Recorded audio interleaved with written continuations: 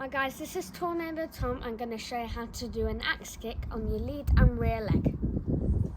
Hey guys, okay, so first we're going to do our rear axe kick. So you need to go across your left leg, curving and down.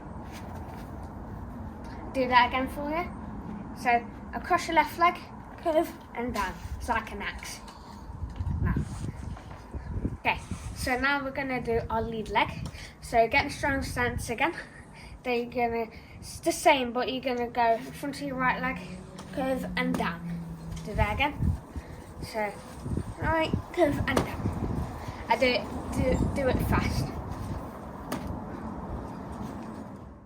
Okay, hey guys, that was the basic of the axe kick. If you want a hair height, keep stretching and practicing. Thanks for watching. Subscribe, like and comment. Bye.